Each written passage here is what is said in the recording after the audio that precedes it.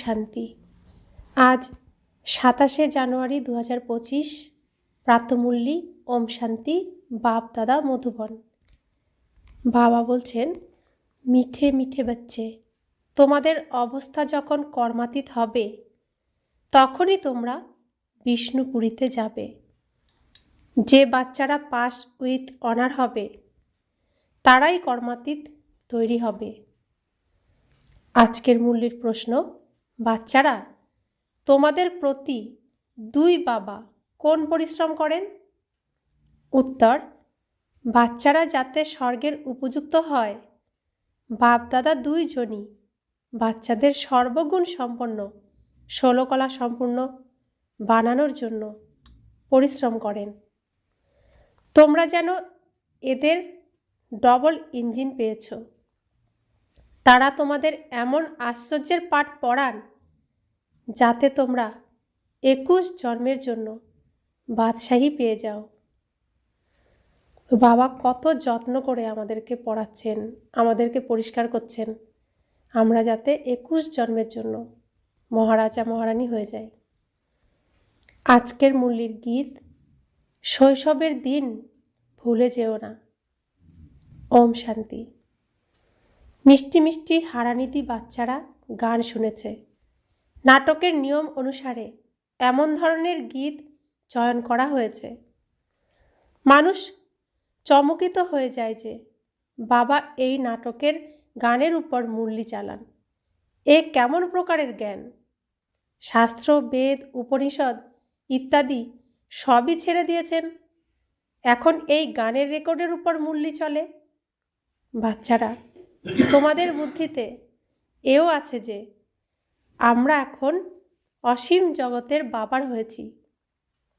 যেই বাবার থেকে আমরা অতীন্দ্রিয় সুখ পাই সেই বাবাকে ভুলে গেলে চলবে না।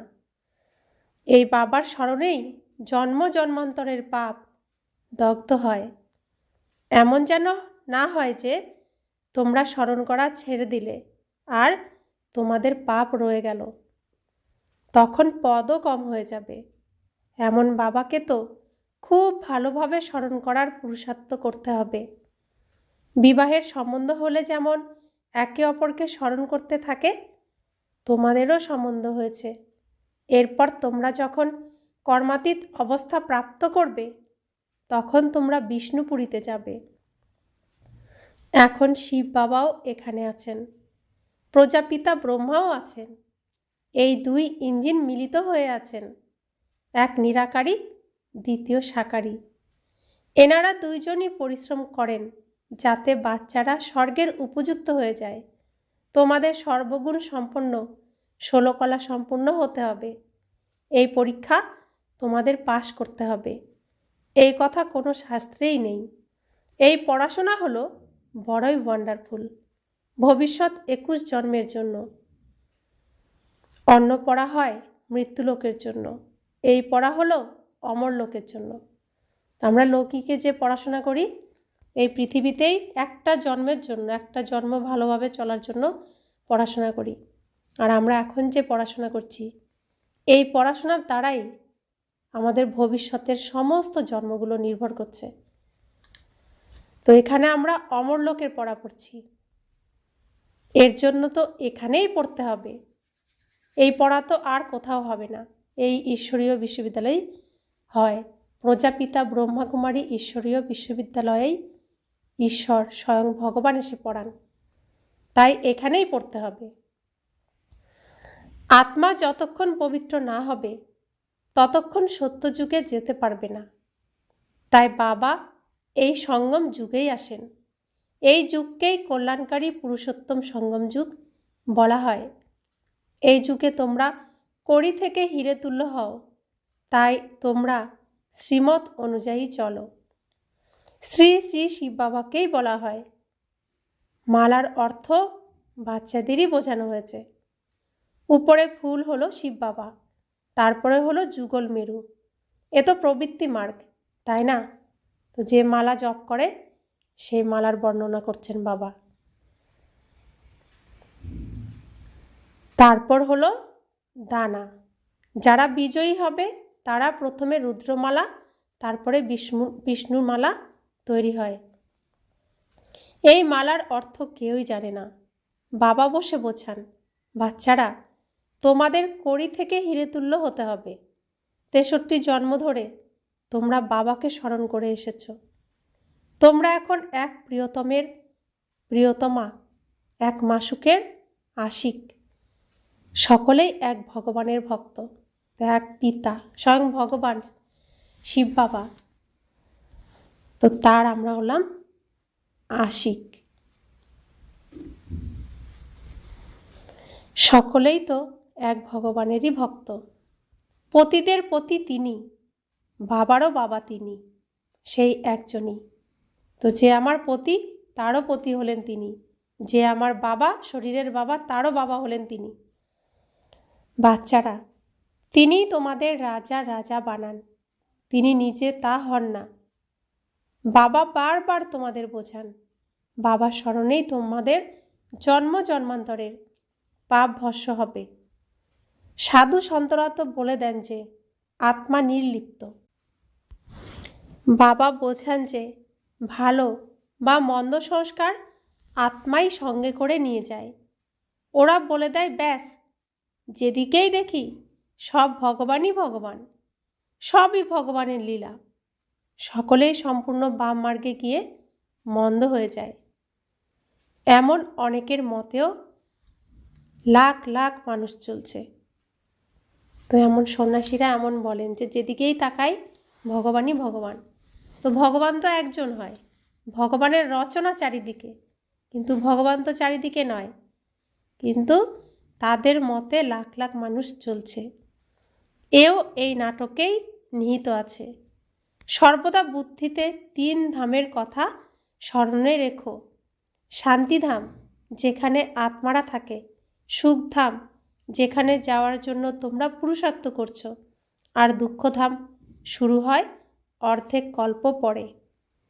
ভগবানকে বলা হয় হ্যাভেনলি গডফাদার। তিনি কোনো নরক স্থাপন করেন না। বাবা বলেন যে আমি তো সুখধামেরই স্থাপনা করি।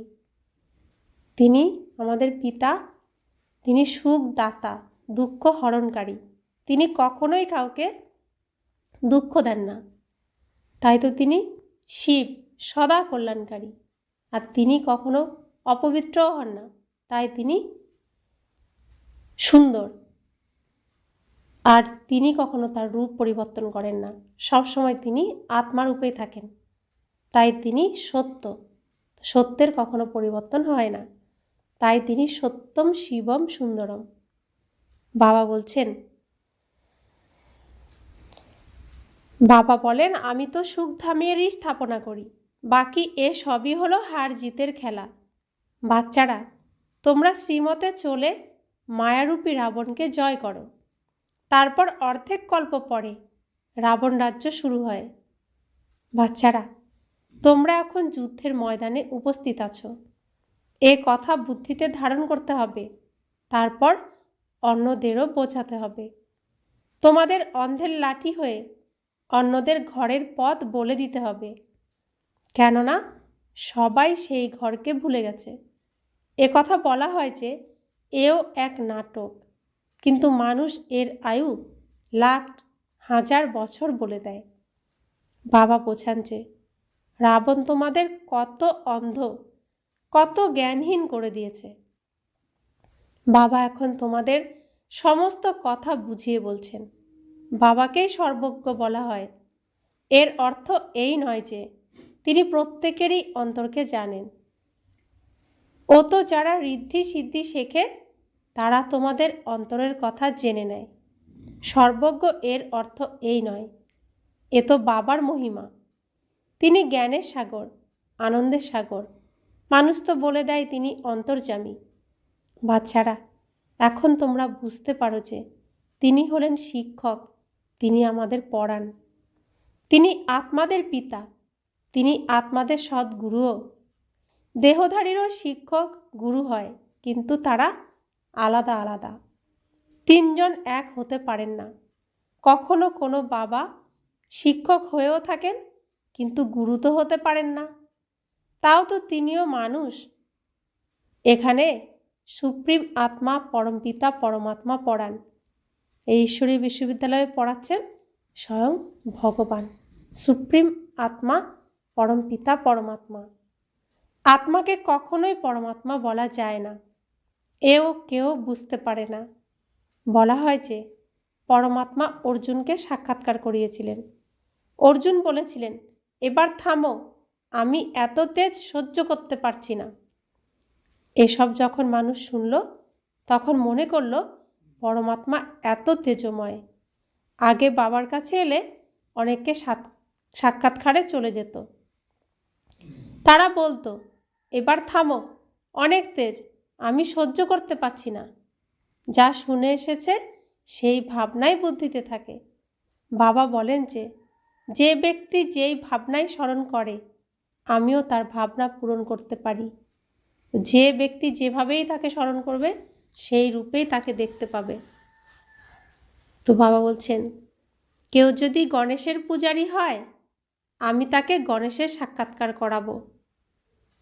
সাক্ষাৎকার হলে তারা মনে করে ব্যাস মুক্তিধামে পৌঁছে গেছি, কিন্তু তা নয়।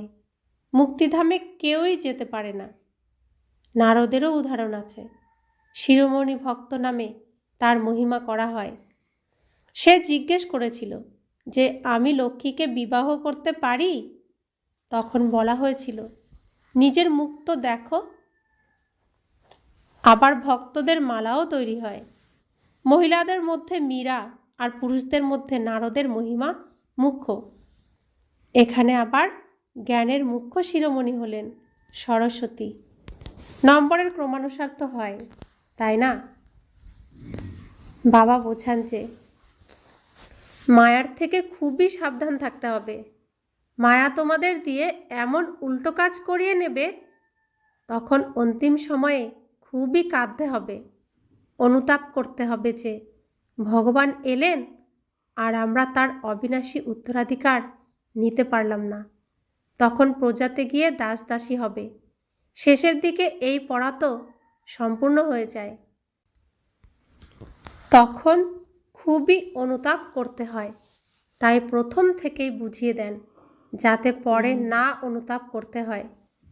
বাবাকে যত স্মরণ করতে থাকবে ততই যোগ অগ্নির দ্বারা পাপ ভস্ম হবে।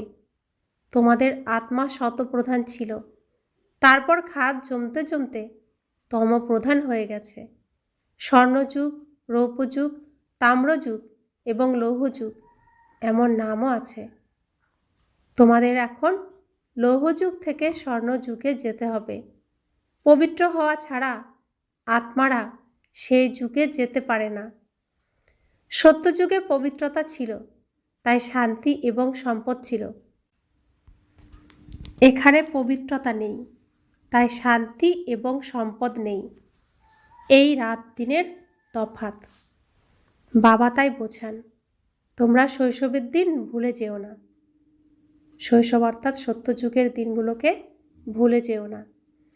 বাবা তো তোমাদের দত্তক নিয়েছেন, তাই না? ব্রহ্মার দ্বারা তিনি অ্যাডপ্ট করেন। এ হলো অ্যাডপশান। স্ত্রীকেও অ্যাডপ্ট করা হয়। তো স্ত্রীকেও মুখের দ্বারাই তো স্ত্রী হিসেবে গ্রহণ করা হয়। বাকি সন্তানদের জন্ম দেওয়া হয়।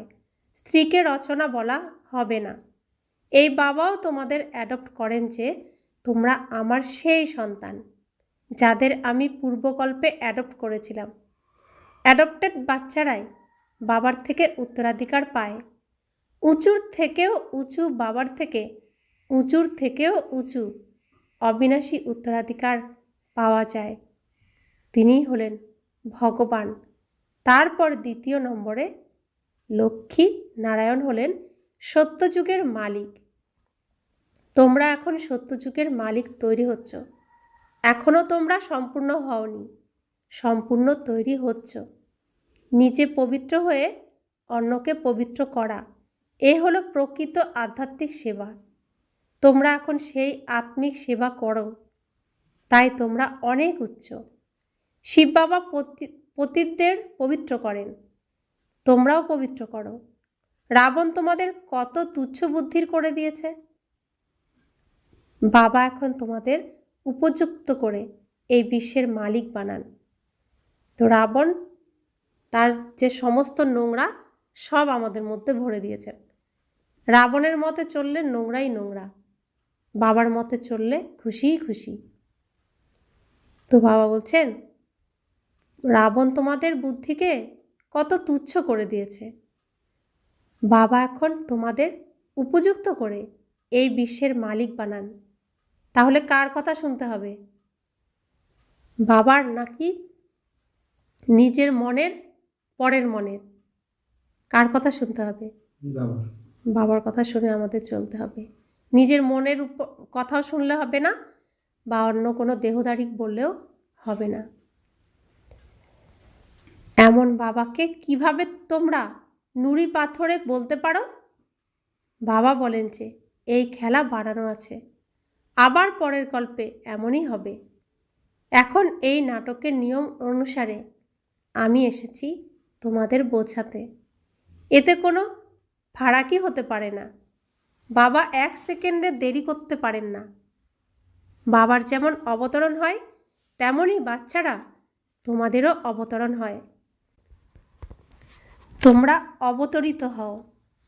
আত্মা এখানে এসে আবার সাকারে পার্ট প্লে করে, একে বলা হয় অবতরণ। আত্মা উপর থেকে আসে, পার্ট প্লে করে। বাবার জন্মও দিব্য এবং অলৌকিক। বাবা নিজেই বলেন, আমাকে প্রকৃতির আধার নিতে হয়। আমি এই শরীরে প্রবেশ করি। এই শরীর আমার জন্য নির্ধারিত করা হয়েছে। কোন শরীর শিব বাবার জন্য নির্ধারিত? এই পৃথিবীতে অভিনয় করতে আসলে সেই শরীরই তিনি ব্যবহার করবেন প্রত্যেক কল্পে। কোন শরীর? ব্রহ্মা বাবার, শ্রীকৃষ্ণের অন্তিম জন্মের অন্তিম শরীর। এ এক অনেক বড়ই ওয়ান্ডারফুল খেলা। এই নাটকে প্রত্যেকেরই পার্ট নির্ধারিত রয়েছে, যা তারা প্লে করতে থাকে। 21 জন্ম ধরে আবার এইভাবেই পার্ট প্লে করবে। তোমরা পুরুষার্থের নম্বর অনুসারে এই স্বচ্ছ জ্ঞান পেয়েছ। বাবা তো মহারথীদের মহিমা করেন, তাই না? এই যে দেখানো হয় কৌরব আর পাণ্ডবদের যুদ্ধ হয়েছিল, এ সবই বানানো কথা। তোমরা এখন বুঝতে পারো যে ওরা হলো শরীরের ডবল হিংসক, আর তোমরা হলে আত্মিক ডবল অহিংসক। বাদশাহী নেওয়ার জন্য তোমরা দেখো কিভাবে বসে আছো। তোমরা জানো যে বাবার স্মরণে তোমাদের বিকর্মের বিনাশ হবে। সবাই তো ঘুমাচ্ছে, বলছে সকাল হতে দেরি আছে, কলিযুগ শেষ হতে দেরি আছে, আর আমরা ভোর হয়ে গেছে, এক্ষুনি দিন শুরু হবে, তার আগে আমাকে উঠে রেডি হতে হবে। তাই আমরা উঠে গেছি ঘুম থেকে। তো কত পার্থক্য! কিভাবে আমরা বসে আছি, আমাদের শীত নেই, আমাদের বৃষ্টি নেই, আমাদের ঝড় নেই, আমাদের গরম নেই, আমাদের রাত নেই, আমাদের দিন নেই। আমি আত্মা। তোমরা জানো যে বাবার স্মরণে তোমাদের বিকর্ম বিনাশ হবে। তোমাদের এই আগ্রহ লেগেই থাকে সমস্ত পরিশ্রম স্মরণ করাতেই। তাই ভারতের এই প্রাচীন যোগের মহিমা আছে। বিদেশের মানুষও ভারতের এই প্রাচীন যোগ শিখতে চায়। তারা মনে করে সন্ন্যাসীরা আমাদের এই যোগ শেখাবে। বাস্তবে সন্ন্যাসীরা এই যোগ কিছুই শেখান না। তাদের সন্ন্যাস হলো হঠযোগের। তারা তো এই রাজযোগ জানেই না, তো তারা কি করে শেখাবে? তোমরা হলে প্রবৃত্তি মার্গের, তা আমরা হলাম গৃহস্থী, সংসারী। আর এই জ্ঞান হলো সম্পূর্ণ সংসারীদের জন্য, সন্ন্যাসীদের জন্য নয়। তোমাদের শুরুর থেকেই রাজধানী ছিল, এখন হলো অন্তিম সময়। সন্ন্যাসীরা তো কোনোদিন রাজত্ব করে না, আর আমাদের গৃহস্থ আশ্রম, আমাদের রাজ্য, রাজধানী, রাজত্ব সব ছিল। তাহলে সন্ন্যাসীরা আমাদেরকে জ্ঞান দেবেন কিভাবে, সঠিক জ্ঞান? বাবা বলছেন, এখন হলো অন্তিম সময়। এখন তো পঞ্চায়েতি রাজ্য, দুনিয়াতে এখন অন্ধকার তো অনেক। তোমরা জানো যে এখন রক্তের নাটকের খেলা হবে। এও এক খেলা দেখানো হয়, যা হলো অসীম জগতের কথা। তো সিনেমার শেষের দিকে কি হয়? ভিলেনরা সব মারামারি করে, বিশাল যুদ্ধ হয়। তো এখন এই সিনেমা শেষ হচ্ছে, তো এই সিন এখন এই পর্বই চলবে। এও এক খেলা দেখানো হয়, যা হলো অসীম জগতের কথা। কত রক্ত বইবে, ন্যাচারাল ক্যালামিটিজ হবে, সকলের মৃত্যুও হবে। একে রক্ত গঙ্গার খেলা, খুনে নাহেক বলা হয়। এই নাটক দেখার জন্য খুবই সাহসের প্রয়োজন। এই নাটক দেখতে হলে খুব সাহস চাই। ভিতরা তো চট করে বেহুশ হয়ে যাবে, এতে নির্ভয়তার খুবই প্রয়োজন। তোমরা তো শিব শক্তি, তাই না? শিব বাবা হলেন সর্বশক্তিমান, আমরা তার থেকে শক্তি গ্রহণ করি। পতিত থেকে পবিত্র হওয়ার যুক্তি বাবাই বলে দেন, বাবা সম্পূর্ণ সাধারণ রায় দেন। বাচ্চারা, তোমরা শতপ্রধান ছিলে, এখন তমপ্রধান হয়েছ। বাবা এখন বলছেন, আমাকে স্মরণ করলে তোমরা পতিত থেকে পবিত্র শতপ্রধান হয়ে যাবে। তো মুরলির মাধ্যমে বাবা কি ইশারা দেন? অনেক কিছু ইশারা দেন। এই যে ঘটনা চারিদিকে ঘটছে, ভারতবর্ষ এখনও তৈরি হওয়ার জন্য এখনও সুরক্ষিত। ভারতবর্ষের দেবী দেবতারা এখন রিহার্সাল করছে, সাজগোজ করছে। তো রেডি হচ্ছে না বলে এখনও বাইরে সব কিছু হচ্ছে। কোথাও আগুন লেগে গেছে, কোথাও তুষারপাত হচ্ছে, কোথাও ভূমিকম্প হচ্ছে, কোথাও ঝড় হচ্ছে, কোথাও বন্যা হচ্ছে, তো কোথাও অ্যাক্সিডেন্ট, বজ্রবিদ্যুৎ, সব রকমের সব কিছু হচ্ছে। তো আমাদের এখানেও সবই হবে। তার আগে আরও অনেক সিন আছে। পাণ্ডব কৌরব, কৌরবরা নিজেদের রাজত্ব সিংহাসনের জন্য, চেয়ারের জন্য নিজেরাই লড়াই করে নিজেদের রক্তের গঙ্গা বয়ে দেবে। আর আমরা পাণ্ডবরা তাদেরই মনের দুঃখ দূর করার জন্য তাদেরকে আমরা উদ্ধার করব, শান্তির দান দেব। এই সব সিন দেখতে পারার জন্য নির্ভয় হতে হবে, নির্ভীক হতে হবে। বাবা বলেন, সাক্ষী হয়ে দেখতে থাকো। কারোর কোনো সিনের কোনো আলোচনা করবে না, সাক্ষী হয়ে দেখতে থাকো। তাই আমাদের কি বললেন? তোমরা তো শিব শক্তি, শিব বাবা হলেন সর্বশক্তিমান, আর তার সন্তান আমরা মাস্টার সর্বশক্তিমান। তাহলে আমরা তো ভয় পাবো না, আমরা তো রক্ষাকর্তা, রক্ষা করব। ভয় পেলে রক্ষা করতে পারবো না, না। আর যারা ভয় পাবে, বাবা তাদেরকে আগে নিয়ে চলে যাবে, যাতে বাচ্চারা কষ্ট না পায়। তো এখন কি দেখা যাচ্ছে? সব ঘটনা রাতের বেলায় ঘটে। রাতের বেলা ঘুমিয়ে ঘুমিয়েই তারা চলে যায়। বাবা কষ্ট দিতে চান না কাউকে। তো বাবা বলছেন, আত্মা যদি বাবার সঙ্গে যোগযুক্ত হয় তাহলে পাপ ভস্ম হয়ে যাবে।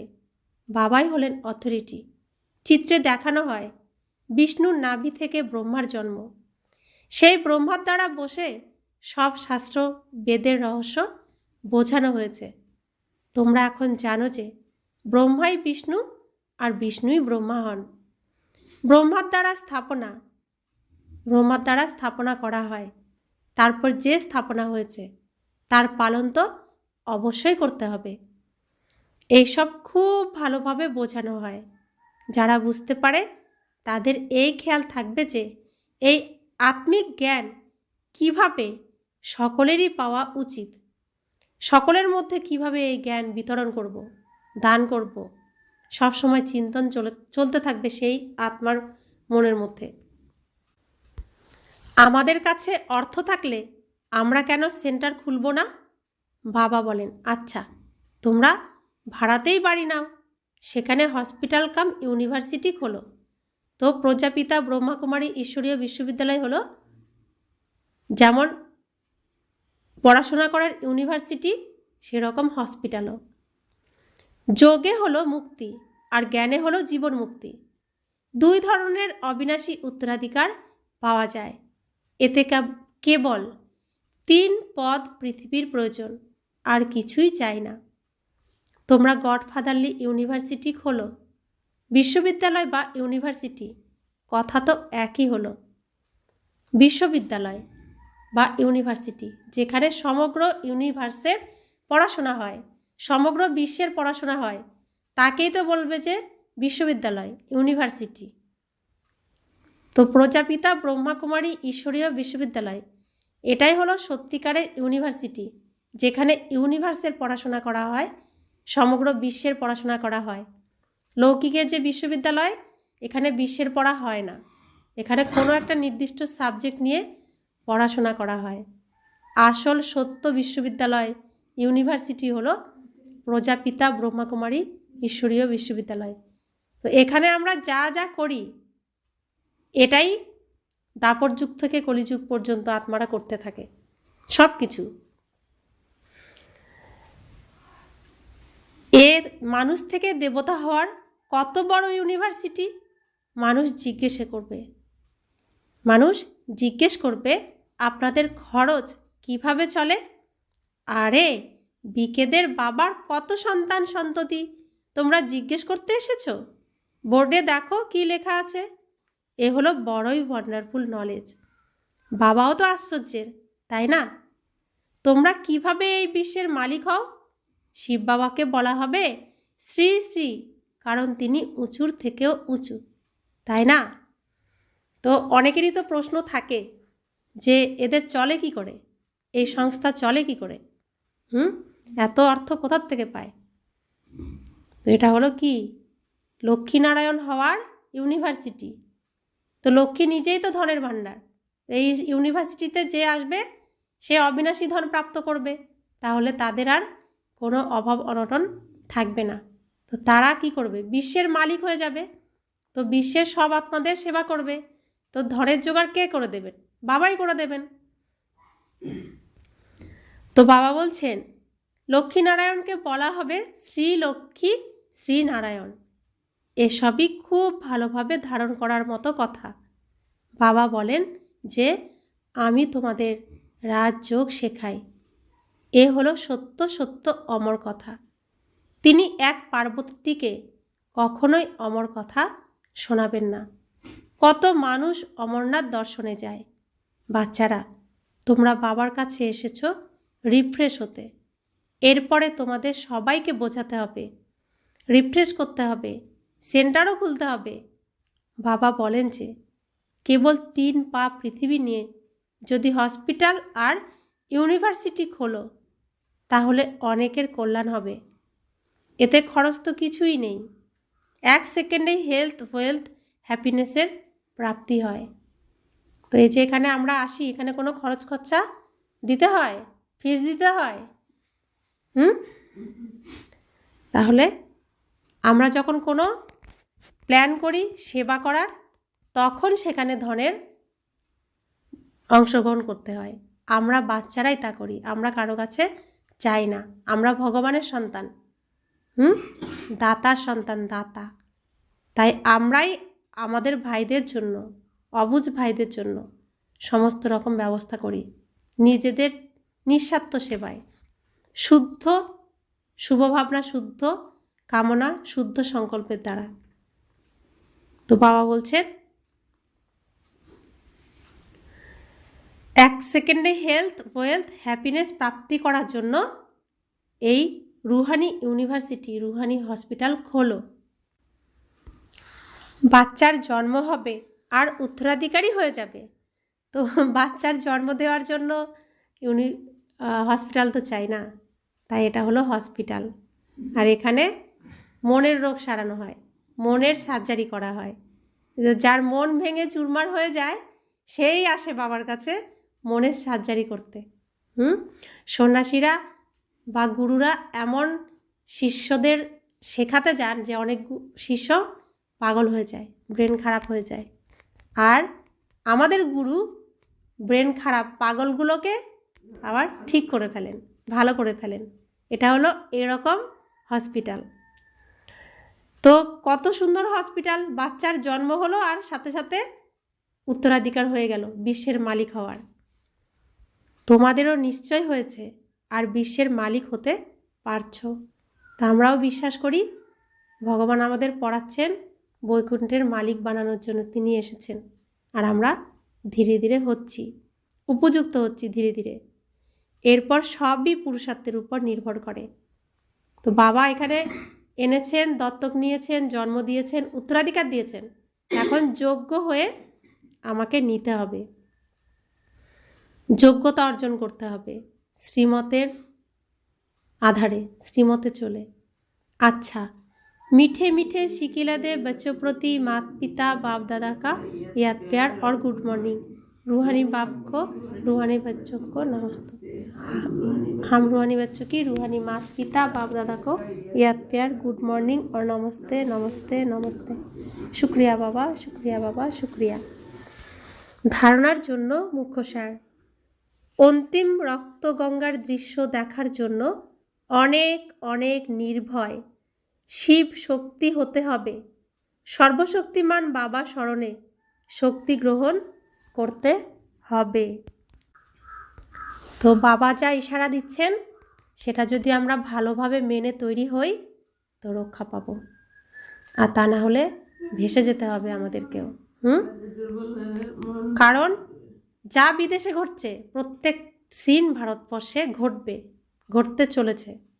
আমরা রেডি হওয়ার জন্য এখনো আমরা সুরক্ষিত রয়েছি।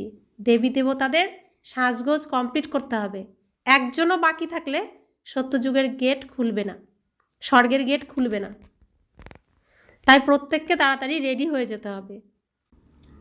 তো বাবা যে বলছেন এই রহস্যকে যে বুঝবে সে তাড়াতাড়ি কর্মাতীত অবস্থা প্রাপ্ত করবে। তো যারা সত্যযুগের সিনে অভিনয় করতে আসবে প্রকৃতি শুধু তাদেরকেই রক্ষা করবে, আর কাউকে রক্ষা করবে না। দেখবে প্রকৃতি, প্রকৃতি মনের ভাষা বোঝে, মুখের ভাষা বোঝে না। দেখবে যে এর মনে দেবী দেবতা হওয়ার জন্য কতটুকু ইচ্ছা আছে, কতটুকু প্রচেষ্টা আছে। যদি দেখে হ্যাঁ এ সত্যিই দেবী দেবতা হতে চাইছে, হবে, তো তাকে প্রকৃতি ছোবে না, রক্ষা করবে তাকে। যেহেতু তারা আবার এই নাটকে প্রথম সিনে আসবে, তাই তাদের শুধু রক্ষা করবে। তো ভাবুন কতটা পবিত্র, কতটা শুদ্ধ হতে হবে তবেই আমরা রক্ষা পাবো। আর এই ছত্রছায়ায় আমাকে থাকতে হবে তবেই আমি রক্ষা পাবো, তা নয়তো ভেসে যেতে হবে।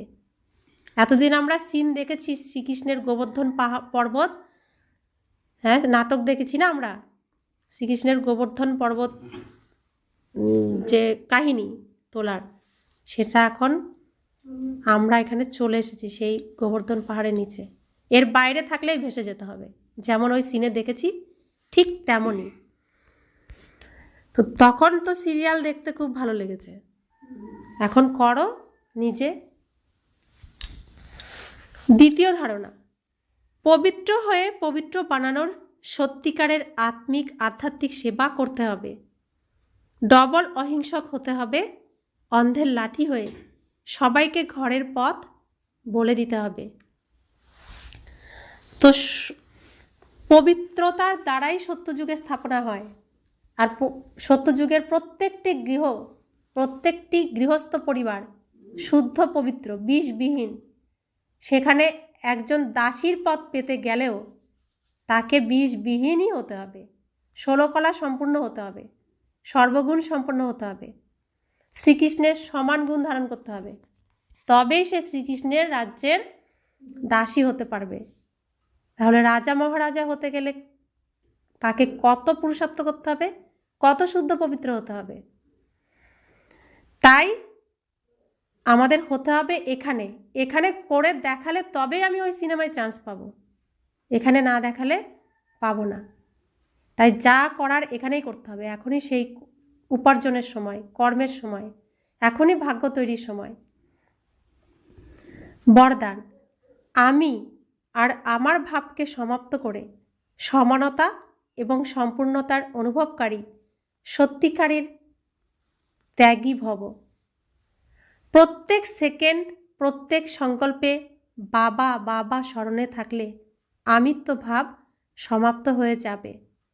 যখন আমি নেই তখন আমার ভাবও নেই, আমার স্বভাব, আমার সংস্কার, আমার নেচার, আমার কাজ বা ডিউটি, আমার নাম, আমার নেশা, যখন আমি আর আমার ভাব সমাপ্ত হয়ে যায় তখনই আসে সমানতা আর সম্পূর্ণতা। এই আমি আর আমার ভাবের ত্যাগই হলো সব থেকে বড় সূক্ষ্ম ত্যাগ।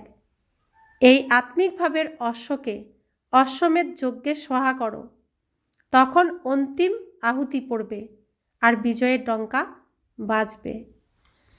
তো আমি আর আমার, অর্থাৎ এই দেহ আমার, আর আমি দেহ আর আমার দেহ, এই যে অহংকার, এর মধ্যে কি আছে?